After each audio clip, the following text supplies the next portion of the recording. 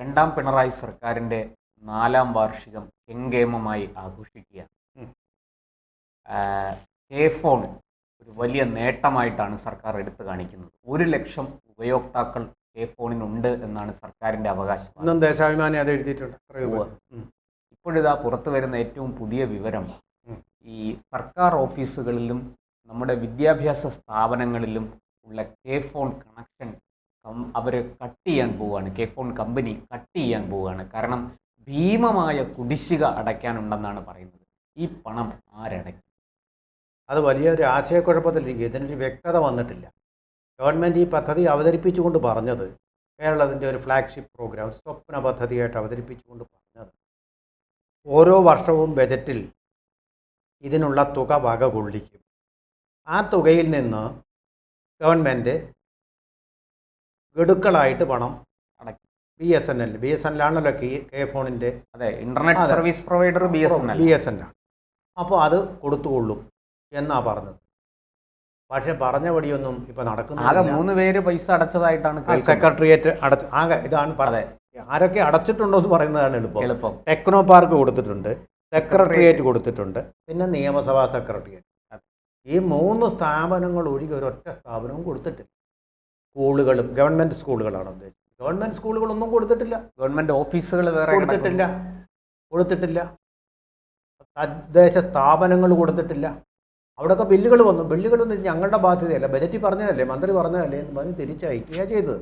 അപ്പോൾ ഇതിൻ്റെ ഏറ്റവും വലിയൊരു ദുരന്തം എന്ന് പറയുന്നത്, പുതിയ കുട, പുതിയ ബാഗ്, പുതിയ ഷൂസൊക്കെ ആയിട്ട് കുട്ടികൾ സ്കൂളിലേക്ക് പോവുകയാണ്. പുതിയ വിദ്യാലയ വർഷത്തിൻ്റെ ആരംഭത്തിലേക്ക് ഇങ്ങനെ കുട്ടികൾ പോകുമ്പോൾ അവർക്കിപ്പോൾ ഏറ്റവും അനിവാര്യമായിട്ടുള്ളൊരു വസ്തു എന്ന് പറയുന്നത് ഫോൺ അല്ലെങ്കിൽ ഇൻ്റർനെറ്റാണ്. കമ്പ്യൂട്ടറും ഇൻ്റർനെറ്റുമാണ്. നേരത്തെ ഉണ്ടായിരുന്ന സൗകര്യം പോയി, പുതിയ തൊട്ട് കിട്ടുന്നുമില്ല. കട്ട് ചെയ്തു. 1 വർഷമായിട്ട് കുടിശ്ശിക അയച്ചിട്ട്.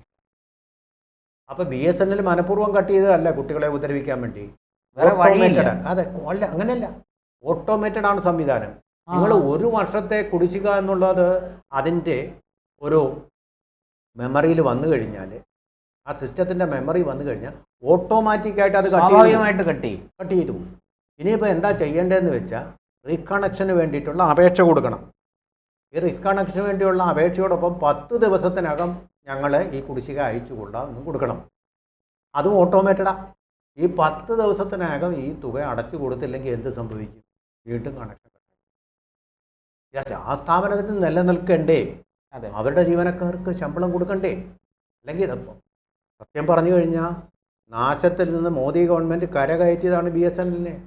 നാശത്തിൻ്റെ പടുകുഴിയിൽ നിന്ന് ബജറ്റിലെ ഫണ്ട് ഉപയോഗിച്ചുകൊണ്ട് രക്ഷപ്പെടുത്തിയെടുത്തതാണ് BSNL. ഒരുപാട് പേരെ പറഞ്ഞു വിട്ടു കഴിഞ്ഞു. സുവർണഹസ്തം കൊടുത്തുകൊണ്ട്, ഗോൾഡൻ ഷെയ്ക്ക് ഹാൻഡ് കൊടുത്തുകൊണ്ട്. അങ്ങനെ സ്ഥാപനത്തിന് നിലനിൽക്കണ്ട. അല്ലെങ്കിൽ ചുവരുണ്ടെങ്കിൽ അല്ലേ എഴുതാൻ പറ്റും. ഫോൺ സർവീസ് കൊടുക്കാൻ ഒരു സർവീസ്. അത് മാത്രമല്ല സാർ, വലിയ മത്സരമാണ് നടക്കുന്നത്. അതായത് തറപ്പൻ മത്സരം. അംബാനിയുടെ ജിയോ, അതുപോലെ എയർടെല്, അതുപോലെ ടാറ്റ, ഇങ്ങനെ വലിയ മത്സരമാണ് ഈ ടെലികോം രംഗത്ത് നടന്നുകൊണ്ടിരിക്കുന്നത്. അതിൻ്റെ ഇടയിൽ BSNL പിടിച്ചു നിൽക്കുക എന്ന് പറയുന്നത് തന്നെ ഒരു വലിയ കാര്യമാണ്. ജിയോ വെറുതെ ഞാൻ കൊടുത്തേക്കുകയാണ്. കണക്ഷൻ എടുക്കുമെന്ന് പറഞ്ഞ് വെറുതെ കൊടുത്തോണ്ട് ടഫ് നമ്പർ 1 ജിയോ ആയിക്കഴിഞ്ഞു. ടഫ് കഴുത്തറപ്പൻ മത്സരമാണ് നടന്നുകൊണ്ടിരിക്കുന്നത് ടെലികോം മേഖലയിൽ. അപ്പോൾ അതിന് ഇവർക്ക് പിടിച്ചു നിൽക്കണ്ടേ? ഇത്രയും തുക ഇവർക്ക് സർവീസ് പ്രൊവൈഡർ നിലനിൽക്കണ്ടേ? ചുവരുണ്ടെങ്കിൽ അല്ലേ എഴുതാൻ പറ്റൂ. അപ്പോൾ ഇതിലൊരു തീരുമാനം ഉണ്ടായിട്ടില്ല. എന്നിട്ടാണ് ഈ മന്ത്രിസഭ വളരെ ഘോരമായിട്ട് 1 ലക്ഷം ഉപയോക്താക്കൾ ഉണ്ട് എന്ന് പറഞ്ഞിട്ട് അവരുടെ ഒരു വലിയൊരു നേട്ടമായിട്ട് ആഘോഷിച്ചുകൊണ്ട് നടക്കുന്നത്. ഫലം വല്ലതും ഉണ്ടോ? ഫോൺ എന്ന് പറഞ്ഞുകൊണ്ട് നമുക്ക് ഇൻ്റർനെറ്റ് കണക്ഷൻ കിട്ടുമോ? പൈസ അടയ്ക്കണം, അതില്ല. റേഷൻ കടകളിലേക്ക് എന്നതുപോലെ തന്നെ അവിടെ അരി എത്തണ്ടേ? FCIന്ന് എത്താൻ ലോറി വേണ്ടേ? അതിന് പൈസ കൊടുക്കണ്ടേ?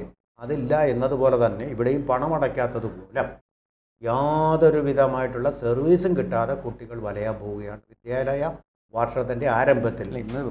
എന്നിട്ടാണ് പ്രശാന്ത് കഴിഞ്ഞ ദിവസം പുത്തരിക്കണ്ടം മൈതാനത്ത് വെച്ച് ഇതിൻ്റെ 4ാം വാർഷികം ആഘോഷിക്കുമ്പോൾ മുഖ്യമന്ത്രി പറഞ്ഞത് കടമുണ്ട് എന്ന് പറയുന്നത് രാഷ്ട്രീയമായിട്ടുള്ള വ്യാജ ആരോപണമാണ്. ഇതിലിപ്പോൾ ഏതാ ശരി?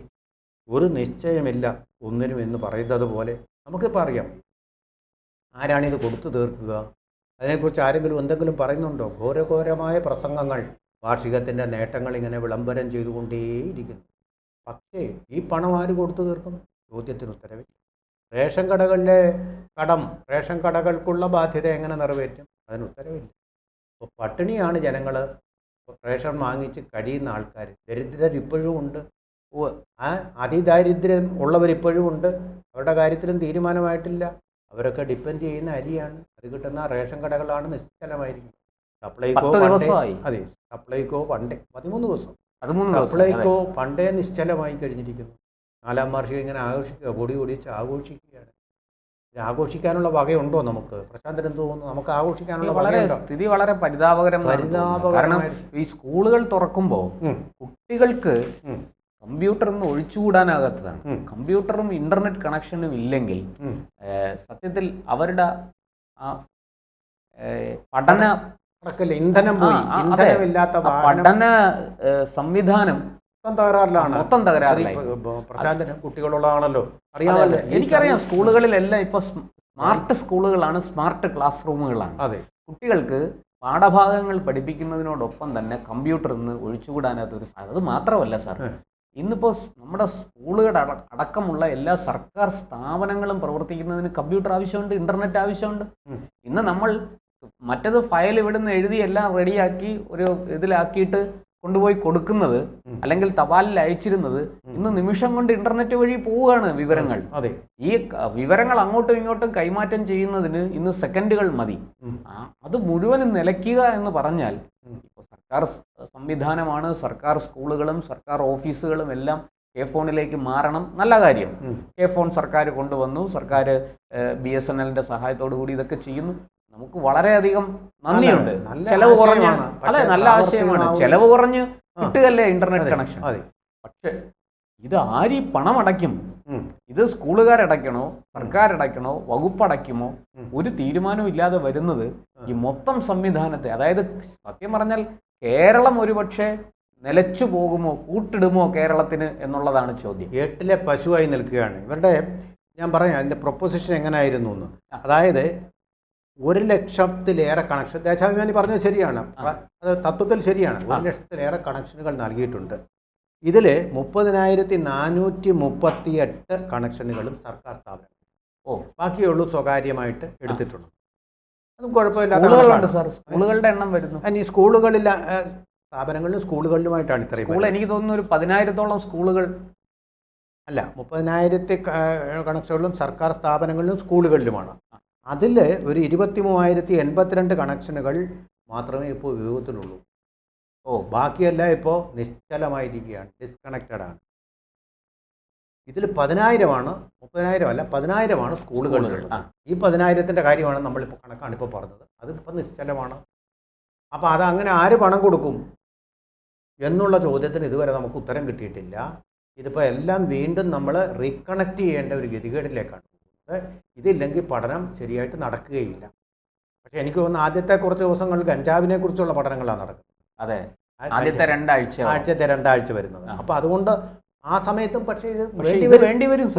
കാരണം ഇപ്പൊ എല്ലാം വലിയ മറ്റേ പ്രൊജക്ടറൊക്കെ ഉപയോഗിച്ച് വലിയ സ്ക്രീനിൽ കാണിച്ചൊക്കെയാണ് വേടന്റെ പാട്ടുകളും ഒക്കെ വെച്ചായിരിക്കും അത് നടത്തുന്നത്. നല്ലൊരു പ്രചോദനമാണല്ലോ വേടൻ എന്ന് പറയുന്നത്. ഗഞ്ചാവിന് പറ്റിയ ആണല്ലോ.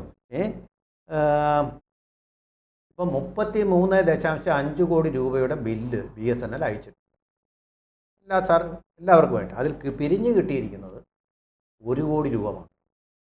ഇപ്പോൾ എന്നിൻ്റെ അർത്ഥമെന്ന് പറഞ്ഞാൽ ഈ സാധാരണ സർവീസ് ഉപയോഗിക്കുന്ന സ്വകാര്യ വ്യക്തികൾ കൊടുക്കും, വീഴ്ച വരുത്തി അവർക്ക് പ്രശ്നം അറിയാം. ബാക്കി അപ്പോൾ 1 കോടിയെ പിരിഞ്ഞു കിട്ടിയെന്ന് 34 കോടി രൂപ ഗവൺമെൻറ് BSNL കെട്ടിവെക്കണം. ഗവൺമെൻറ്റോ ഗവൺമെൻറ് സ്ഥാപനങ്ങളോ ആ കാര്യത്തിൽ തീരുമാനമായിട്ടില്ല, വ്യക്തത വന്നിട്ടില്ല എന്നുള്ളതാണ് നമുക്ക് മനസ്സിലാകുന്നത്. ഇനിയിപ്പോൾ ബജറ്റിനകത്ത് അത് വക കൊള്ളിക്കാൻ പറ്റില്ല, ഇനി അടുത്ത ബജറ്റിലല്ലേ വക കൊള്ളിക്കാൻ. അപ്പോൾ ഇവരുടെ പല സ്ഥാപനങ്ങളിലും പണമില്ല, ചിലവാക്കാൻ പണമില്ല. അങ്ങനെയാണ് ബില്ല് തിരിച്ച് അടയ്ക്കാൻ പറ്റാതെ പോയിട്ടുള്ളത്.